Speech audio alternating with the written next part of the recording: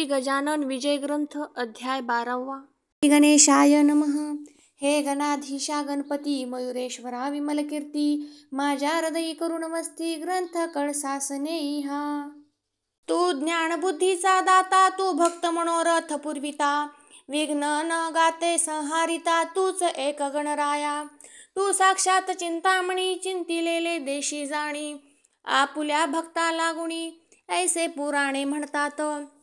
माझ्या मणींची अवघी चिंता, लयास नेई एकदंता, लंबोदरा पार्वती सुता, भालचंद्रा सिंदुरा रे। असो बच्चूलाल अग्रवाला, होता एक अकोल्याला, धन कनक संपन्न भला मनाचाही उदार जो। त्याने हकीकत कारंजाची, म्हणजे लक्ष्मण पंत धुंड्याची, कर्णोपकरणी ऐकली साची, तेने साशंक जाहला। ते खरे खोटे पाहण्यास विचार करी चित्तास, तो एके समयास महाराज आले अकोल्याला। येऊन बच्चूलाला घरी, बैसते झाले ओट्यावरी, की गजानन साक्षात्कारी भक्त आपुला जाणून। बच्चूलाला आनंद झाला, तो समर्थांसी ऐसे वदला, आज गुरुराया वाटते मला, आपली पूजा करावी। ऐसे ऐकता भाषण समर्थे मतुकविली मान, जे साक्षात असे चिन्ह श्रोते संमती दिल्याचे। बच्चूलालाने तयारी तत्काळ केली ओट्यावरी, षोडशोपचारे अत्यादरी, पूजन त्याने आरंभिले। प्रथमता घातले मंगल स्नान, नानाविध उटणी लावून, मग करविले परिधान वस्त्र पितांबर जरीचा। शाल जोडी अंगावरी बहुमोल घातली काश्मीरी, एक जरीचा रुमाल शिरी, अभ्रेस्मी जाणून आणून बांधिला। गोफ घातिला गळ्यांत, सलकडी ती हातांत, कराच्या दाही बोटांत, मुद्रिका घातल्या नाना परी। बहुमोल हिऱ्याची वामकरी घातली पौची, रत्न जडित कंठ्याची, कंठी शोभा विशेष। जिलबी राघवदास पेढे, नैवेद्यास ठेविले पुढे, त्रयोदश गुणी ठेविले विडे, एक्या लहान तबकांत। अष्टगंधक अर्गजा अत्तर, सुवासिक लाविले फार, त्याने अवघ्या अंगभर, गुलाब पाणी शिंपडिले। एका सुवर्णाच्या ताटी, दक्षिणा ठेविली शेवटी, ती होती फार मोठी, रुपये होण मोहरांची। बेरीज करता 10,000, येईल ती साचार, ऐशी दक्षिणा होती थोर, किती करू वर्णन तिचे। श्रीफल पुढे ठेवून विनय केले भाषण, महाराज माझे इच्छी मन, राम मंदिर बांधावया।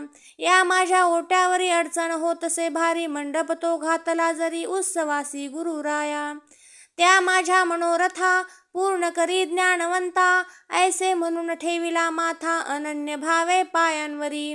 त्यावरी साधू गजानन देते झाले आशीर्वचन, श्री जानकी जीवन तुझा करील पूर्ण हेतू। असो आज तू हे काय केले, मला पोळ्याचा बैल बनविले, हे अलंकार घालून भले, याचे काय कारण। मी न बैल पोळ्याचा, अथवा घोडा दसऱ्याचा, मला या दागिन्यांचा काय सांग उपयोग। अरे हे अवघे विष, मला नको त्याचा स्पर्श, या नसत्या उपाधीस माझ्या मागे लावू नको।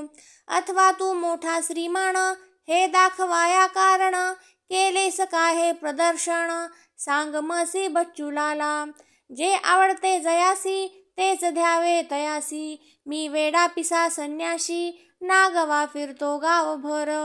हे अवघे तुझे तुला, लख लाभ असो बच्चूलाला, तुम्हा प्रापंचिकाला या द्रव्याची जरूर।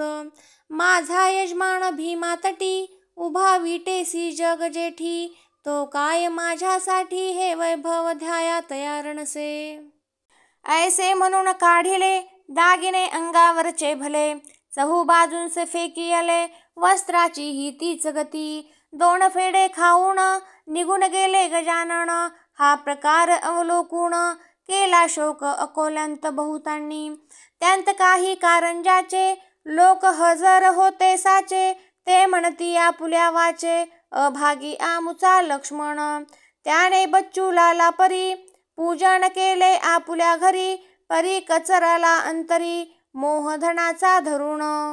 वर घडीचे भाषण केले विनय दाखवून, ते का समर्था कारण समजणे अशक्य आहे हो. जेवी पूजा दांभिकांची शब्दमयी असते साची, पूर्तता महावस्त्राची होती त्यांची अक्षतेने. शर्करा खंड खाद्याणी ऐसे म्हणून या वदनी, कुचका दाणा अनोनी ठेवी पुढे भुईमुगाचा. अशा दांभिक पूजनाने फलही त्याचे स्वरूपाचे, वाटोळे लक्ष्मणाचे याच कृतीने झाले हो. हा बच्चूलाल धन्य धन्य, जैसे केले भाषण तैसेच ठेविले वर्तन, जवाहून न आगळे. आता याच्या वैभवाला आहो ओहोट खाना शब्द उरला, संत कृपा झाली ज्याला तो सुखीच राहतसे. बच्चूलालांनी तपास केला अवघ्या अकोल्यास, परीन लागला थांग त्यास समर्थांचा कोठेही. असो एक पितांबर नावाचा शिष्य शिंपी जातीचा, होता गजानन महाराजांचा शेगावी मठामध्ये. त्याने सेवा बहुत केली तपश्चर्या फळा आली, एके दिनी ऐसी झाली गोष्ट ऐका मठांत. फाटके तुटके धोतर नेसला होता पितांबर, ते पाहून गुरुवर ऐशा रीती बोलले, अरे तुझे नाव पितांबर नेसण्यान धडके धोतर. ढुंगणास पाहती नारी नर ते तरी झांक वेड्या, नाव म्हणे सोनूबाई हाती कथलाचाही वाळा नाही. नाव पाहता गंगाबाई आणि तडफडे तहानेने, तशांतलाच प्रकार आहे तुझा साचार. हे फाटके धोतर पोतऱ्यांच्या उपयोगी, तेच नेसून बैससी ढुंगण जगाला दाविसी. हा घे दुपेटा देतो तुसी नेसावया कारणे, तो न करिता अनमान राहे बाळा नेसून. यासी नको सोडू जाण कोणी काही केले तरी, पितांबरा दुपेटा नेसला हे असह्य झाले इतरांना. भाऊच घातकी भावाला होतो स्वार्थ दृष्टीनी, तो वेडा वाकडा प्रकार कशास बोलू साचार. गटाराचे उघडिता द्वार घाण मात्र सुटते हो. श्री गजानन स्वामी प्रत शिष्य होते असंख्यात, परी अधिकारी तयांत दोही हातांच्या बोटां इतके. आहा श्रोते कांतारी वृक्ष असती नाना परी, त्यांतून क्वचित कोठे तरी नजरेस पडती चंदन तरू. त्या परीच होते येथे त्यांच्या शिष्य मंडळी ते, काही शिष्य पितांबरा ते टोचू लागले निरर्थक. हेच का तुझे शिष्यपण वस्त्र करीसी परिधान, जे का समर्था कारण ल्यावयाच्या उपयोगी. तुझी भक्ती कळून आली तू खुशाल चंद अससी मूडी, तू राहू नको ए स्थळी अपमान करण्या सद्गुरूचा. तै पितांबर म्हणाला मी न गुरुचा अपमान केला, उलट मान ठेविला आज्ञा ऐकून तयांची. वस्त्र हे मज त्यांनी दिले नेसावया सांगितले, तेच मी हो परिधान केले ही का झाली अवज्ञा.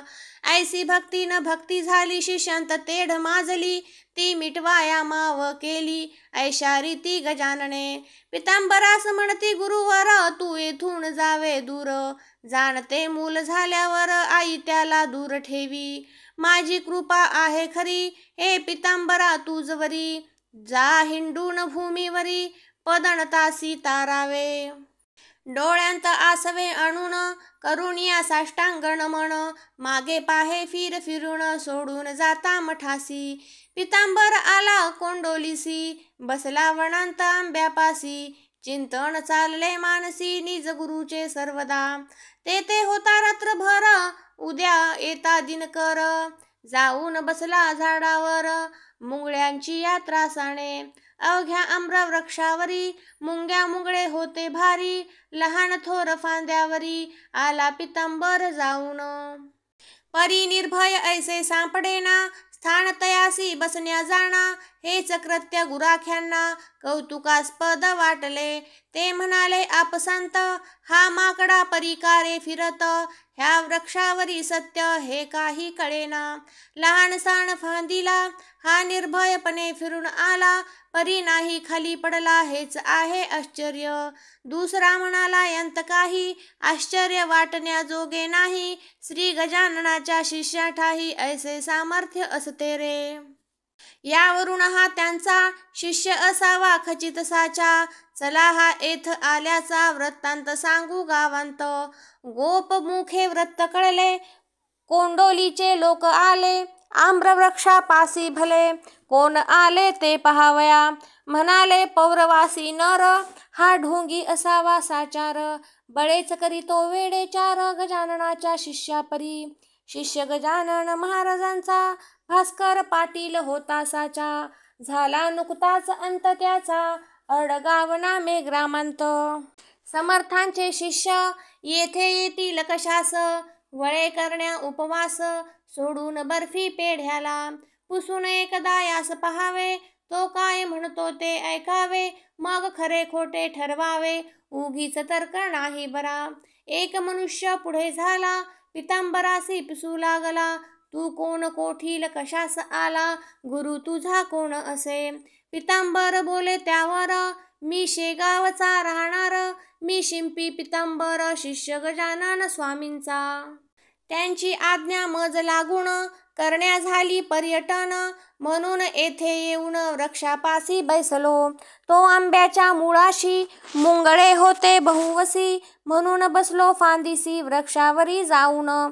ऐसे ऐकता तद्भाषण, लोक कोपले दारुण. अरे मोठ्याचे नाव सांगून, चेष्टा ऐशा करू नको. काय म्हणे मी राजाची, राणी आवडती आहे साची. खळगी भरण्या पोटाची, आले मजुरी करावया.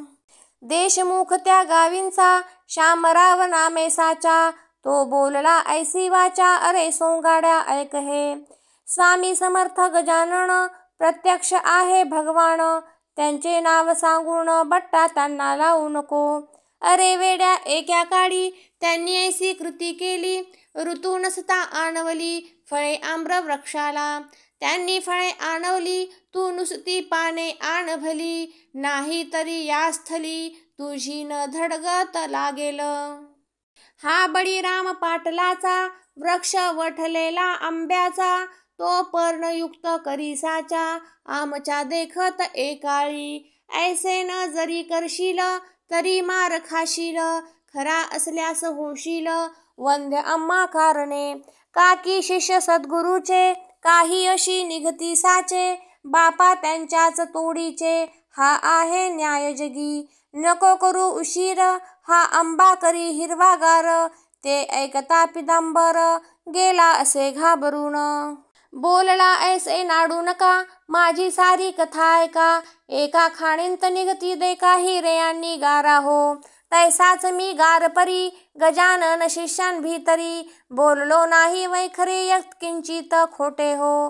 गारेवरून खाणीस, नाही येत जगी दोष. मी निज गुरुच्या नावास, चोरून कैसे ठेवावे. शामराव म्हणे त्यावर, नको करू चरचर. संकट शिष्यांस पडता थोर, ते धावा करी सद्गुरूंचा. मग तो शिष्य त्यांचा जरी, नसला कृतीने अधिकारी. तरी सद्गुरूचा प्रभाव करी, साह्य त्या आपुल्या शिष्यास. ऐसी झाली आड विहीर, पितांबरासी साचार.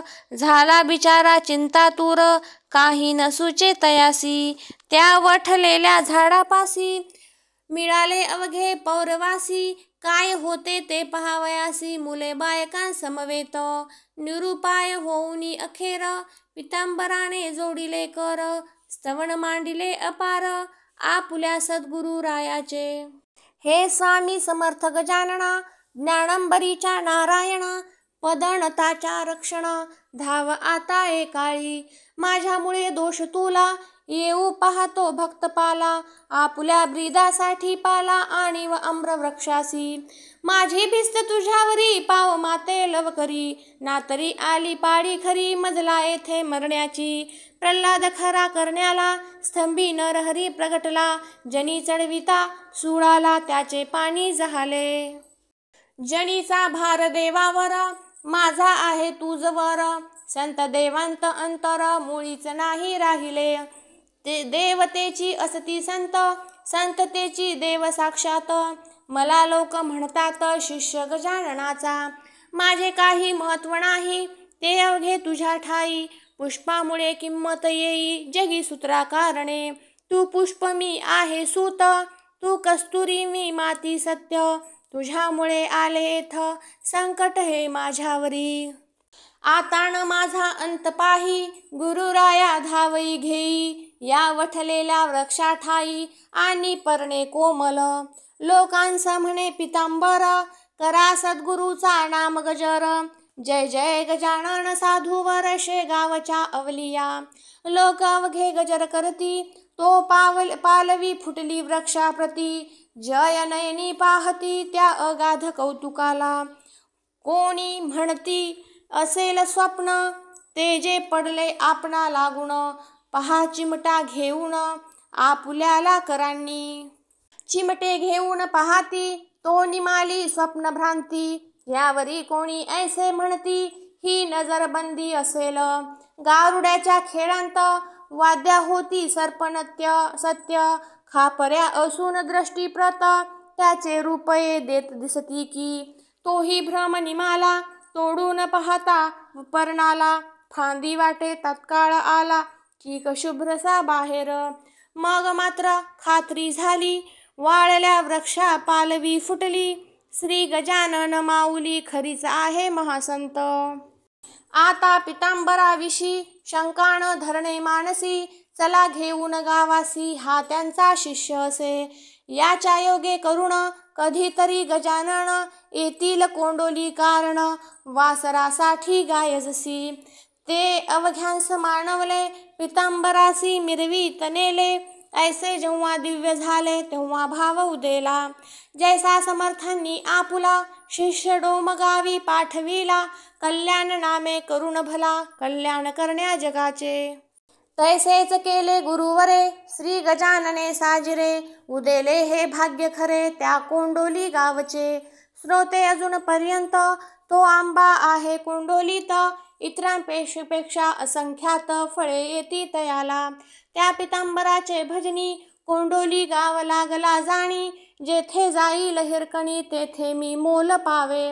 मठ पितांबराचा कोंडोलीत झाला साचा, आणि अंतही तयाचा ते ठाई झाला हो. आता इकडे शेगावांत महाराजा आपुल्या मठांत, एके दिनी उद्विग्न चित्त होऊनिया बैसले. शिष्य त्याचे कारण पुसू लागले कर जोडून, महाराजा आपुले मन का हो अस्थिर जाहले. तै महाराज बदले लोकांना, आमचा कृष्णा पाटील गेला, जो चिकण सुपारी आम्हाला रोज आणून देतो असे. त्याची झाली आठवण, राम त्याचा मुलगा लहान, आता सुपारी चिकण कोण देतो या ठाया. राम थोर झाल्यावरी करील माझी चाकरी, म्हणून मी या मठांतरी आता ना तयार राहावया. ऐसे महाराज बोलता जना लागली चिंता, महाराजांचा विचार आता दिसतो येथून जाण्याचा. म्हणून कसेही करून जाऊन द्यावे त्या कारण, चला आपण धरू चरण महाराजांचे एवेळा. ऐसा विचार मिळून केला मंडळी आली मठाला, श्रीपतराव बंकटलाला ताराचंद मारुती. मंडळींनी धरिले चरण महाराज आम्हा सोडून, तुम्ही आपुले ठिकाण राहण्याचे अन्य करू नये. तुमची इच्छा असेल जेथ तेथेच राहा शेगावांत, परी सोडण्याचे मनांत ग्राम हे आणू नका. तै महाराज वाणी निघाली तुमच्या गावांत आहे दुफळी, मला कोणाची जागा मुळी नको येथे राहावया. जी कोणाची नसेल ऐसी जागा जरी द्याल, तरीच राहणे होईल माझे या शेगावी. ऐसी गोष्ट ऐकिली तेव्हा मंडळी चिंतावली, समर्थांनी आज्ञा केली मोठ्या पेचाची आपणा.